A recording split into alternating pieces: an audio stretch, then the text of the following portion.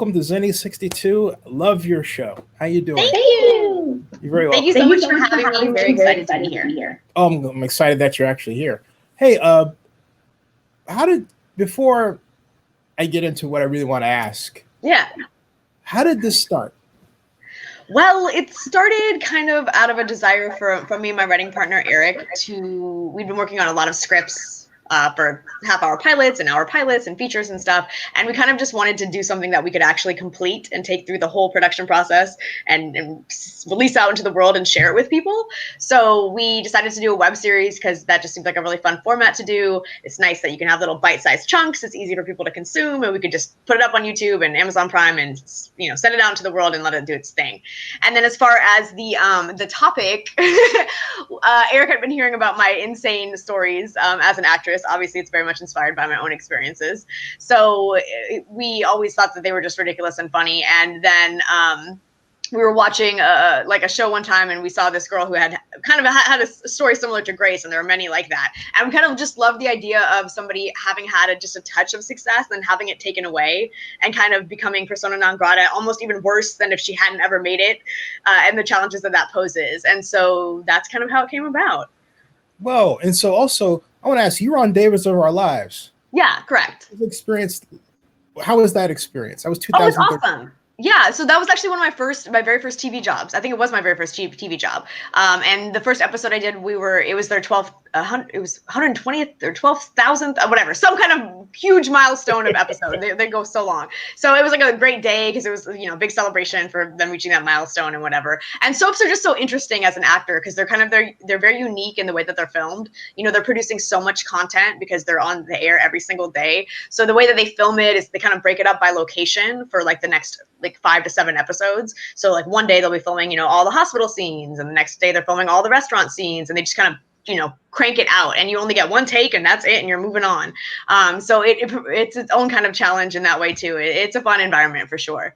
Yeah, that's a legendary show. In fact, yes. I interviewed someone at the now defunct Night of Wonder Stars Oscars party, David Leisure, who was great guy. And and also nice.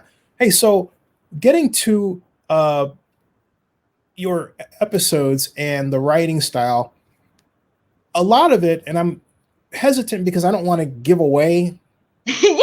Unless it's okay to do so. But you can give away. That's all right. Yeah. Just still watch it, everybody. But yeah. How much of this was like Curb Your Enthusiasm? Because, for example, there's these scenes like you walk in and the sister says, "Well, you're obviously old." You're like, thinking like, what? Does that actually, I mean, I'm sure it happens, but how much of this is Curb Your Enthusiasm mixed within your own experiences?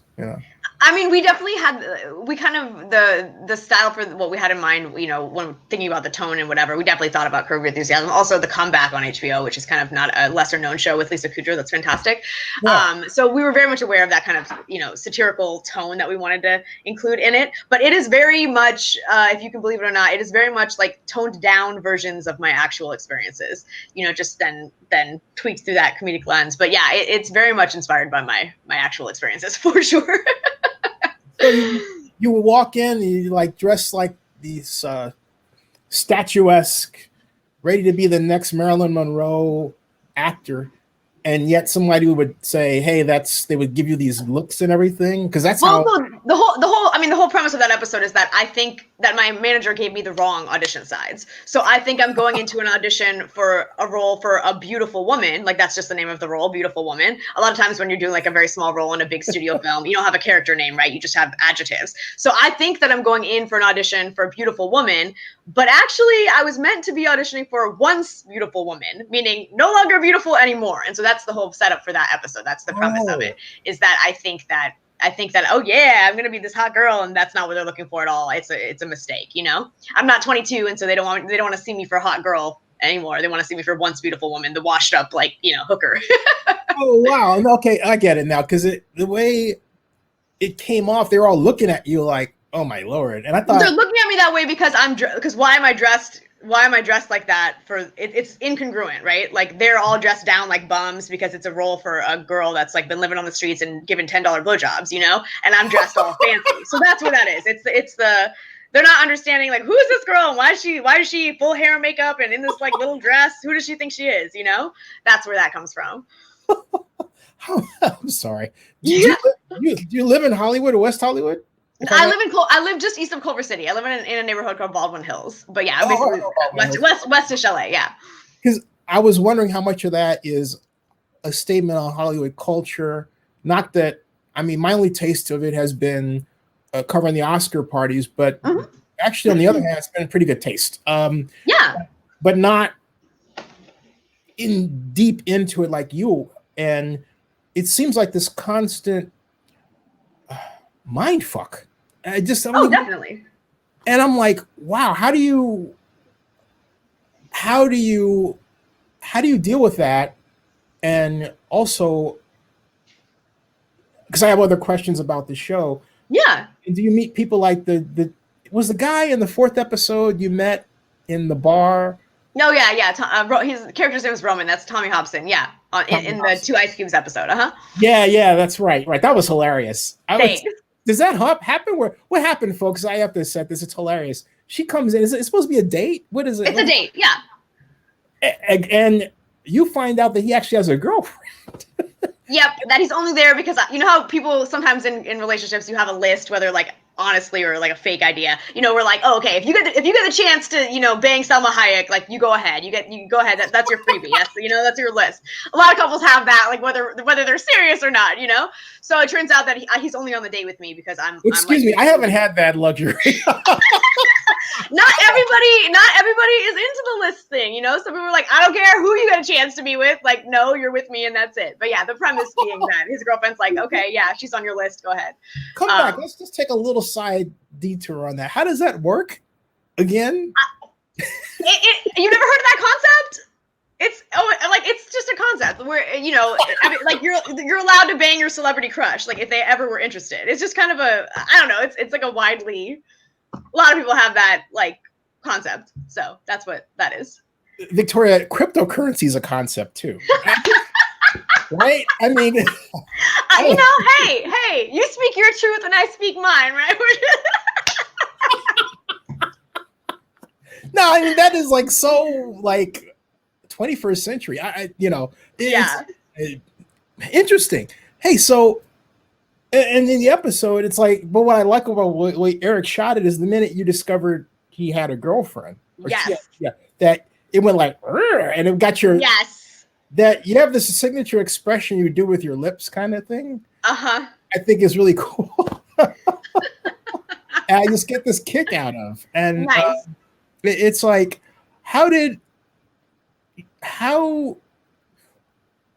what were these, how did you come up with these places to shoot? Because it looks like everything's really well done. Thank you.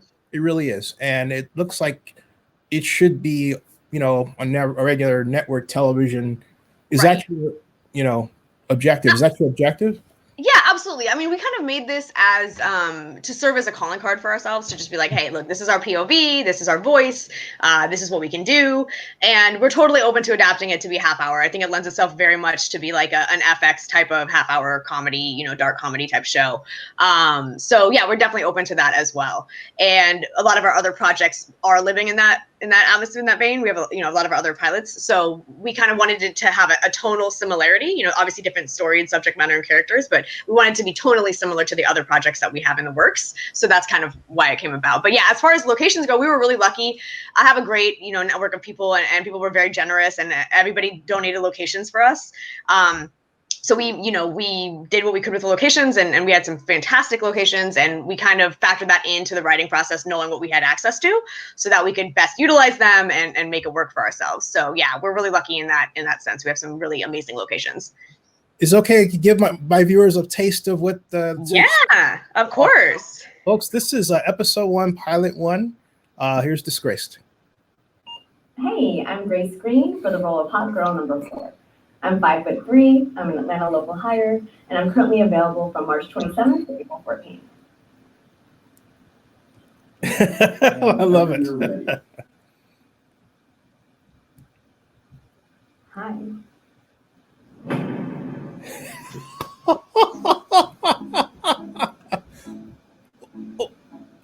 that episode was hilarious. I know her from.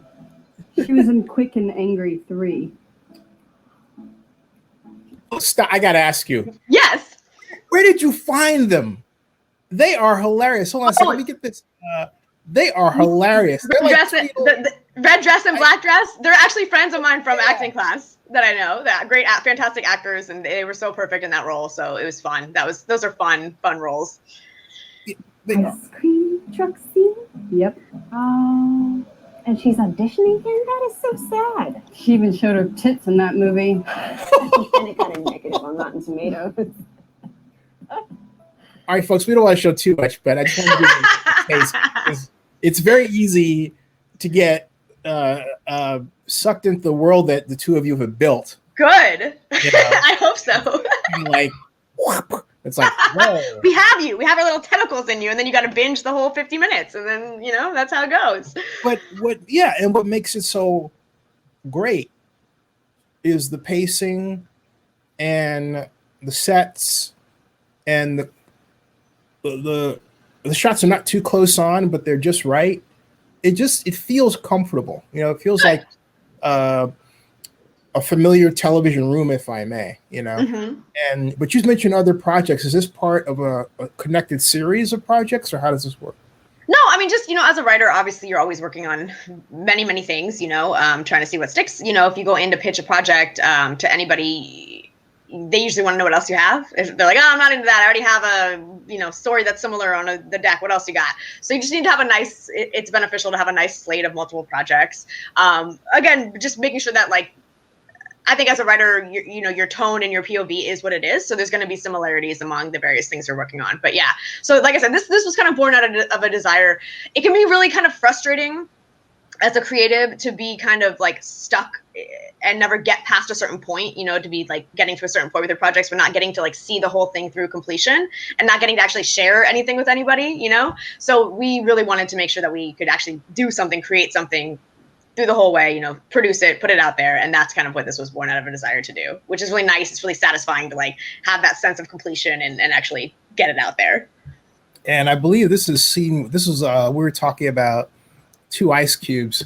This is the other one that this is my favorite. It's a lot of people's favorite, especially guys. Men seem to love that episode. That's like, it's so funny. This is what I like. This is how she comes in. Watch this, folks.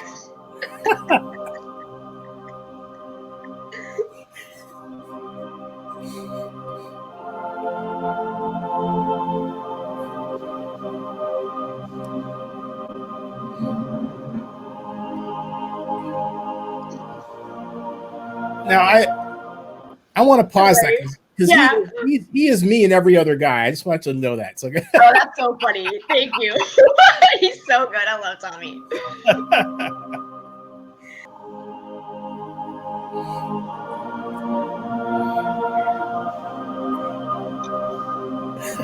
It's so great. Now, folks, this is where I want to. Wow. Now, this is where things get really interesting, folks, because I'm going to fast forward to where the point where that Victoria and I were talking about the. I think it's right about. I think it's here. Let's see here. I believe it is right about. Yeah. I'll say right about there. I believe. Okay. One at my girlfriend's place, one at my place, just with me at all times, just in case. Now let me start just a little bit more. Watch this. Yeah, good, nice timing though. You were like spot on with that. Thank you. I knew right then that you were going to be huge. Now, look at you. Not sure I'd classify myself as huge, but I appreciate the thought. And you were fantastic in Quick and Angry 3. I don't care what anybody says. Well, I saw it 4 times, and I bought 3 copies on Blu-ray. 3. Yeah. Give one at my grandma's place, one at my girlfriend's place, and one at my place. Just kidding. I'm sorry, so you have a girlfriend? Yeah. Oh, but it's cool. She knows I'm here. Huh. Hey, can I get you guys anything? Yes. I will start with a glass of water. 2 ice cubes. Okay. I'll start with a Coke. Great. I'm ready.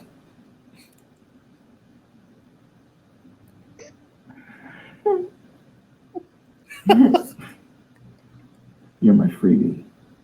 Oh my god, funny. We each get a person, and if you get a ever get a chance to? Wait, this is what Victoria and I were talking about. A freebie? Right. I can't even ever heard of this concept. Seriously, like it's not like everyone really does this, but it's like definitely it's a thing, you know? It's like if you have, you know, like who's your celebrity crush? Do you have like a huge celebrity crush? Yeah, Amy Smart. Okay, perfect. Amy Smart. Oh, she's fantastic. Yeah. I was just rewatching one of my favorite shows, Justified, and she's got a recurring on that. She's excellent. But yeah, okay, so it's like the theory being like, okay, we're obviously together, we're in a monogamous relationship, but if you ever had the chance, like you can do Amy Smart and then she can do whoever the top of her list is, you know? Because the reality of it happening, the reality of you ever like getting to be with Amy Smart is very small, like no matter who you are, you know what I mean? So that's kind of the theory behind it. But then he's obviously I came that close to interviewing her at the Night of One of the Stars Oscars party. Trouble is that she didn't come down the regular carpet. I was like really crestfallen. But anyway, watch this, folks. Watch this.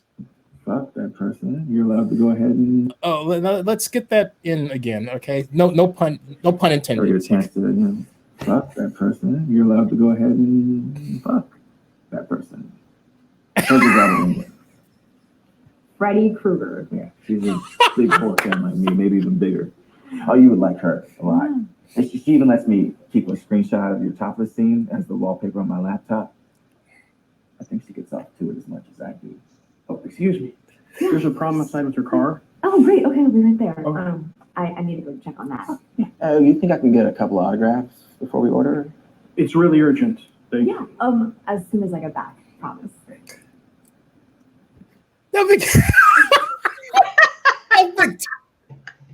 Victoria, you know as well as I do. It's a little different. You know. Like I said, you gotta speak your truth. You gotta speak your truth. Oh, good times. That's worth the price of admission. Good. I'm so glad. That was such a fun episode to film. Tommy was just so hilarious, and he was so fun to play off of. It was amazing. I like that your cast is diverse also. Oh, definitely. Yeah. It's and I'm glad it goes without saying, you know, that's the case today. Yeah. How is it that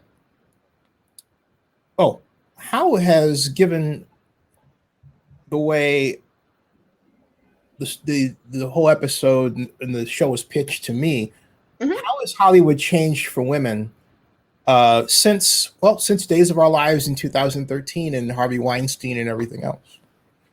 You know, I think there's been an increased awareness around the treatment that happens, but it's not going to be a problem that's just like a magic wand and it's fixed. So I'm so happy that there's an increased awareness around the pervasive sexism and the abuses of power that exist. But I think it's still very much a thing. You know, I think it not just in Hollywood, in so many industries. Like we were very cognizant with DisGraced, you know, this isn't about like Harvey Weinstein level abuses of power. It's just about like the kind of seemingly more innocuous, but not really, the pervasive everyday mistreatments, you know what I mean? And the double standards and the sexism that is just like so prevalent and so pervasive. So I think that it's going to take, that's a cultural thing, and it's going to take some undoing, you know, it's not going to be just fixed quickly. This occurs to me, it occurs to me because you and Eric are in a sense rolling your own, and digital media allows people to do that. For example, you know, this interview and what will happen to it from a technical perspective. My point is this democratizing Hollywood? In other words, you can be an actor on one hand, but a producer on the other, or executive producer, depending on what story you have, what relationships you have. You can quite literally flip in and out of roles. And therefore, theoretically, everybody has to be respectful of everybody else. You know what I mean? Yeah. I mean, I definitely think the technology that we have now and just the way that things have changed has afforded us a lot more opportunities. There's obviously still the similar hurdles to actually getting in and the gatekeepers and all that. But yeah, you have a lot more opportunities and avenues to get your story out there. And because of that, you see a lot more diverse stories come out because you can have access. I mean, that's how Broad City was started. That's how Insecure on HBO was started. They both started as web series. They had their voice and their point of view and their stories, and they got it out there, and someone saw the potential in it, and then it ends up, you know, on a streaming service. So, or on television, basically. So yeah, I definitely think, hopefully the fact that like there is more of ability to flip flop, and that people are doing multiple things and having multiple roles will encourage people to treat others with respect. Ideally, we would all just treat each other with respect anyway, right? That would be nice. So yeah, I mean, hopefully we will continue to see a positive change in that direction. And so what's next for you, and what's what's next for DisGraced? How are you shopping it around? How are you developing it? What do you have to look forward to as we move forward with this great show? Yeah, so we are in the process of doing a half-an-hour pilot for it. We're writing that, so we have that at the ready. We have had talks with a few smaller streaming services and stuff. We're excited to put it out there and see what happens. Obviously, we had originally had a plan to kind of do the festival circuit and wait to release it until afterwards. But with COVID, festivals aren't probably going to be happening for this entire calendar year, and we kind of saw this as a unique opportunity to share it with people in a time when people are wanting content. So it's kind of one of those things where we're kind of excited and just open to see what does happen and what the opportunities are with it. We are definitely open to doing, a season 2 on the web if somebody were interested, or obviously adapting it to half hour for television. I think it could lend itself to lots of things. So we have tons of more ideas for Grace and more shenanigans that she can get into for sure.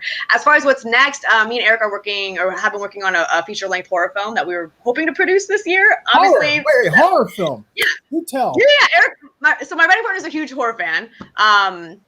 And horror is great because it's one of the last bastions of like truly independent film where there's actually an avenue to do something with it, right? So you can make a film for $100,000 or whatever, and then get it on Shudder, get it on Netflix, get it on even Lifetime or Hallmark or whatever. There's multiple avenues, and actually turn a profit. And then you're a profitable filmmaker, and that makes the next thing you do that much easier because you have that under your belt. So that was kind of always the plan, because unlike with a short film or a web series, it unless you're adapting it to be TV or to be a feature film, there's not really an avenue for you to make much money off of that product itself. The idea and the concept can lead to other things, which is great, and that's kind of what we're using this for. But for an actual feature-length horror film, you can turn a profit, you can make some money off of that. So we're polishing the script up right now, trying to get some people attached to it, and we'll see what happens as far as production goes. If we're able to start shooting this year, if we got to wait longer. But that is kind of what's next on the agenda for us. And you are also a model. Yeah. And I visit your Instagram, and I thought, wait a minute, let me ask her about this classic photograph. Oh yeah, incredible. So I thank you so much. That's Michael Major shot that. He's fantastic. I've worked with him for many years. Yeah, I love all things like retro Hollywood pinup, 1950s, 40s, and 50s is like my jam. I love it. So anytime I get to do a project that's like got that vibe and the styling and the hair and the makeup from that, I'm all over it. I love it. It's so fun. I just think there's like a really beautiful timelessness about that work. I love George Harrell, the photographer who's famous from the 50s. He did all like the Hollywood portraits and stuff, and I just love that style. This is classic. I mean, this is museum quality stuff, and it reminds me you could be a character out of a remake of a 30s movie, or maybe another remake of The Postman Always Rings Twice or something like that. Totally. I'm all for it. And quite impressive. I was like, my Lord, this is Thank you. These are worth many thousands of dollars. Buy them. Go and buy them. It'll make the photographer very happy, and me too. So yes, go do it. And yeah, it's great. I mean, modeling is great, especially in you think of it as like one frame at a time of acting, especially when it is something that's a little bit more character driven, and there's more of like a vibe and a mood and a feel to it. It can be really fun. So I enjoy that for sure. Let's do some getting to know you questions. Favorite actor or actress? Who are yours? Oh, favorite. I have so many. And then why when you ask me that I can't think of anybody? What is that? Like I said, I just was rewatching one of my favorite shows, Justified. I love Timothy Olyphant. I think he's fantastic. Obviously, I'm a huge Breaking Bad fan. I love Bryan Cranston and Aaron Paul. I think they're both fantastic. Let's see. I don't know. There's so many. Why can't I think of anything in the moment? What have I recently loved? Another one of my favorite random shows is You're the Worst on FX. I love that. I think the two leads, or the whole cast, is fantastic. But yeah, I love a lot of FX shows. I just do. Trivia: president of John Landgraf, the president of FX. Yeah. Skyline Class of '80. Skyline Class of '80. No way. Did you actually know him or no? Yeah, no, John. Okay, John. If you happen to see this, I'm just gonna say it straight out. I was really jealous of John because John got all the girls. Yeah, it was like he showed up. If memory serves, yeah, he had come to Skyline in the middle of my term because his parents moved from Colorado. And he Uh-huh. had this giant beard. Uh-huh. And he was the coolest, nicest person you'd ever want to meet. Uh-huh. And the women just flocked to him. And the reason why You're like, ooh, mountain man, like somebody knew. well, because they were always talking about John. Oh, John, did you see John? And so I remember us clearly in the back of the bus, and like Kelly's talking about John. We think, who's John? And then there was John, and I was thinking, I don't want to like this guy. Oh, he's all right. So it was like, and we became friends. And no, John's cool. And That's so, awesome. and we also have our reunion this year. Yeah. But I don't know how we're going to do it in this. Digital, a Zoom party. I don't know. Yeah. I just hope that John comes and doesn't have his own private. Well, he might have his own private. I don't know. I'll find out what he's going to do.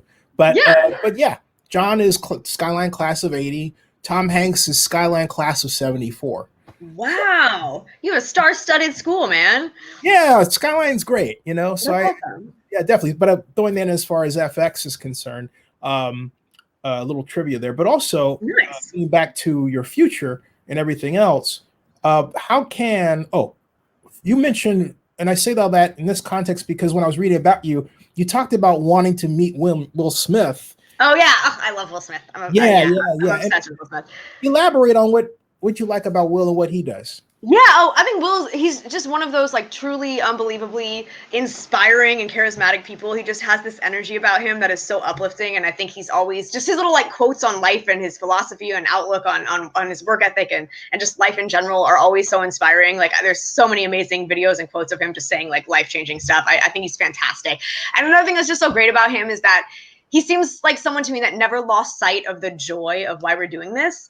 I think we all obviously get into this business because we love to tell stories and we love to create and we just love it, right? Like, why else would you do this? You do it because you love it.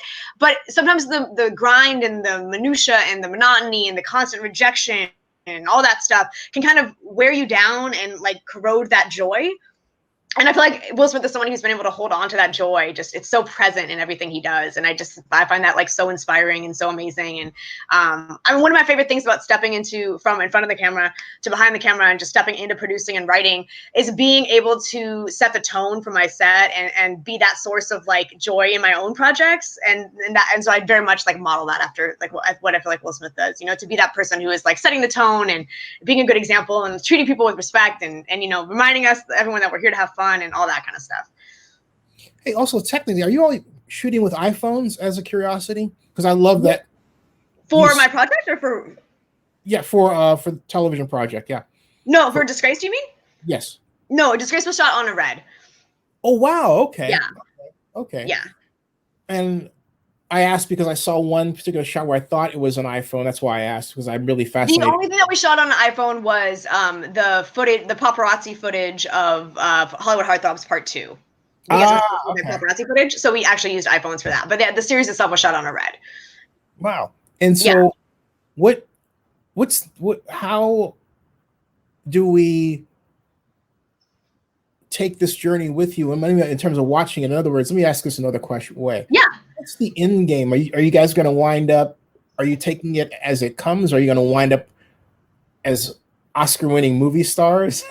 I mean, hopefully, right? My ultimate end goal, if you were like, wave a magic wand and you could get what you want, I would love to have my own series on FX or HBO or Showtime. Oh, I mean, in the context of the TV writing for DisGraced.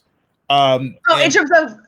Yeah, where it's going to be taking us as an audience, as fans. Wait, for additional because seasons, these different vignettes of your experiences, right? Yeah. But I'm wondering if at some point when we watch it, do you all have an arc as characters where you're growing? Oh yeah, I mean, of course. Obviously, that would be. We haven't written the additional seasons, right? So we would have to brainstorm those things when we got into if we were doing additional seasons of it. I don't think that Grace, we have a journey in additional seasons, please. I mean, we would love to, but we got to get money for additional seasons. So, you know, if someone wants to throw some money our way, we'll be happy to do it. We definitely have an arc in mind, but I'm not going to spoil it for our viewers. We definitely have an arc in mind for Grace, for how the series ends as a whole and what her journey looks like. It is not that she becomes an Oscar winner, but it is nonetheless cool. So yeah, we definitely have that in mind. Whenever we are creating, I think it's really important when you're working on a series, you don't have to know necessarily how you get everywhere, but I think, you know, you have to deeply understand your characters and what they really want and what their flaws are and all that kind of stuff. And then I think you need to know where it goes, where it ends up. And then the rest of it is open for you to find, you know, along the way. But so whenever we're like brainstorming a series, we try to have that in mind of like, ultimately, where does it go? Oh, and as we close, how is this shelter in place impacting you? What's a day like for you? Yeah, so obviously, you know, the industry shut down. So I've been amazed by the generosity, though, of like so many casting directors and so many people in general that are offering so many resources to us for free, doing open calls and generals and meetups. It's amazing. So thank you to casting. Thank you to everyone who's teachers and everybody who's offering the resources and being so generous. The generosity has been really uplifting. So I, you know, definitely, I'm still in class. My class has gone to Zoom, which is great to keep the acting chops up. It's great to be a writer because I can still polish my scripts and work on stuff that way, and do all the housekeeping things that I don't really have time for usually in life, you know, like updating my website and all that unsexy stuff. So trying to be productive in those ways, but I won't lie. I mean, it's day to day, you know, some days I'm feeling really good and I'm able to be productive and whatever. And some days I'm just not feeling it. And I think there's kind of become this weird productivity contest and this pressure to like be ultra creative and be like writing the next great American novel during the pandemic. And it is a pandemic, and a lot of us are dealing with losing loved ones or losing jobs or losing money or worrying about the future and a lot of stress and a lot of uncertainty. So I think if you're not your best, most creative self every day, it's a-okay. You know, I think we're doing the best we can. I think it's important to just take it a day at a time and be like, you know what, today I am going to read a book and sit in the sun in my backyard, or today I'm going to go for a long walk, or whatever it is that you need today. And like, that is fine. So yeah, I have been able to mostly be okay, mostly be doing good, mostly being productive. But sometimes I'm like, I'm not feeling it today. Joseph Armandura is one of Zenny62 vloggers that piped in with 2 questions real quick. He says, speaking of horror films, he wants to know if you've seen Penny Dreadful's City of Angels. And he asks, second, you have a unique last name. He wants to know what the origin of it was and if you were pressured to change your name. Yeah, no, so I am, it's Italian. My family's from Southern Italy on my mom's side. And it's actually my grandmother's maiden name. It's not because I love it. So I chose it on purpose. I love alliteration. I love the name. So yeah, I am actually Italian on my mom's side, and then German and Puerto Rican on my dad's side. So even though I'm blonde and blue-eyed, go figure. Go figure. So there is some confusion that happens sometimes. I also speak Spanish, speak a little Italian. So there's some confusion that happens when people look at me and they're like, your name. I went brunette for a role a while ago, or years ago, and I loved it, and I kept it for like 3 years, and that people like made more sense of me that way, like with the dark hair. You know, the blonde hair just throws everybody off. And then I have not seen Penny Dreadful, to answer the first question, but so I guess I should check it out. I have not seen that one. It's a great series, and Joseph, I might add, has a great multi-part series on the different areas in Los Angeles it was filmed on his playlist on Zenny62 Media. So say, Joseph, I gave you a shout out there. Nice.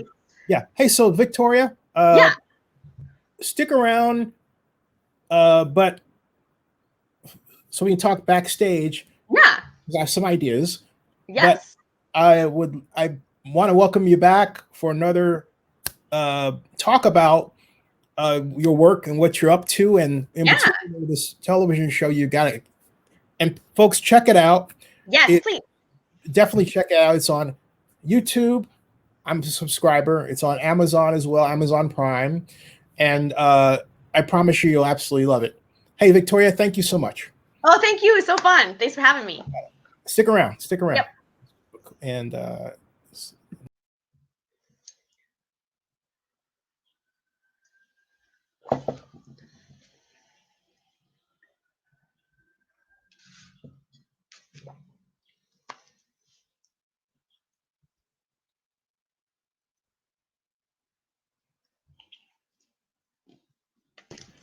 okay, folks, I'm ending the broadcast.